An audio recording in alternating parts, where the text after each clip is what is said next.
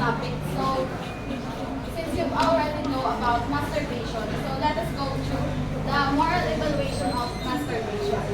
So, the moral evaluation of masturbation, I mean regarding masturbation, it talks about how people think about masturbation over time. So, it involves the psychological perspectives, the ethical views, the religious views, and yes, that's all. So, it has been debating whether it is morally, whether it is right or, I mean, for the purpose of medical reason, it has been said to be justifiable. So let us first understand the psychological thing. So in psychology considers masturbation as a passing phase of life on the way from childhood to the adult age. So in psychology, they acknowledge the fact that growing up or through the development, masturbation has been inclined. So they acknowledge the fact that through the development, through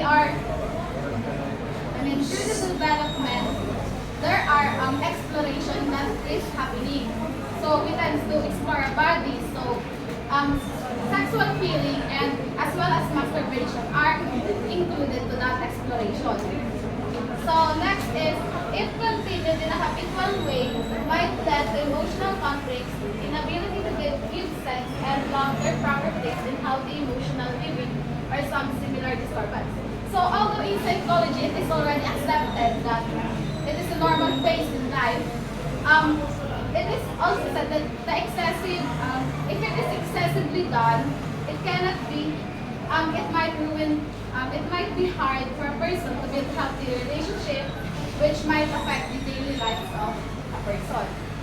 So the next is, according to, we're not going to the historical context regarding masturbation. So, according to the Holy Scriptures, so Holy Scriptures mean sacred writings. So, according to the Holy Scriptures and the early fathers of the church, they do not contain and express condemnation of masturbation. Condemnation means complete disapproval. So, from the early writings, sacred writings, they do not express any problem regarding masturbation or condemnation. So, as time goes by, explicit mention of masturbation as a sin is made for the first time in the British-Irish penitential books of the 16th century. So, from not containing any express condemnation, now begins to consider it as a sin. So, from then, and to the 17th and 18th, to the 7th and 8th century, it is disseminated to, doctrines have been disseminated to consider masturbation as a sin. So, next is the rigorous attitude emerged under the influence of Calvinist Puritanism. So, Calvinist Puritanism is a religious social movement that they emphasize strict moral code. So, and medical books attributing ailments to masturbation. Manuals of the last centuries have commonly considered masturbation as a grave. So here we are in this part. They already labeled masturbation as a grave sin.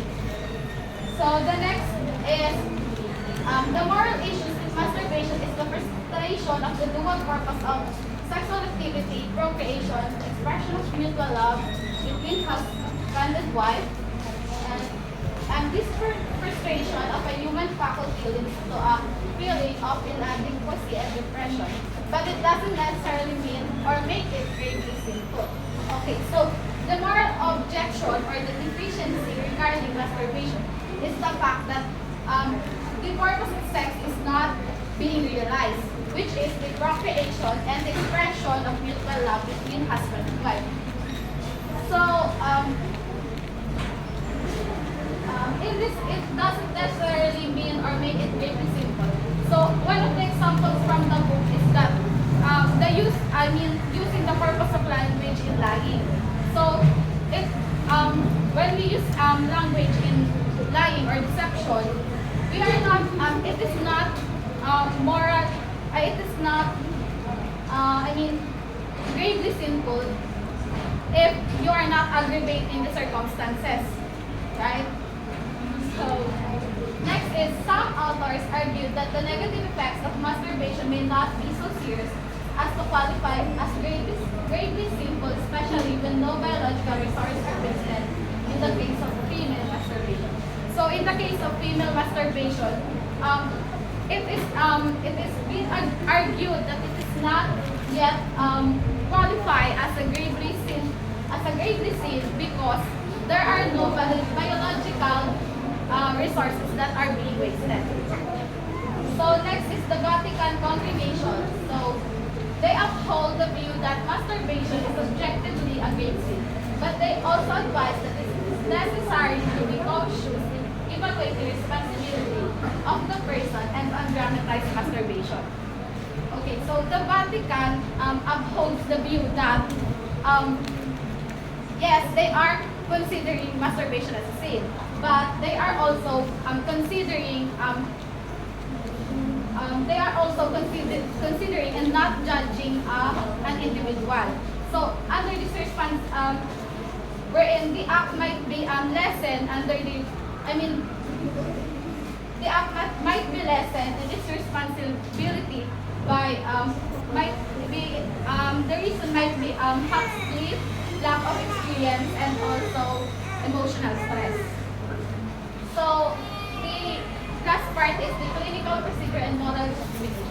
So Vatican suggests that if amputation of a limb for health reasons is justified, then obtaining sperm for medical purposes can be ethically justified as well, applying the principle of totality.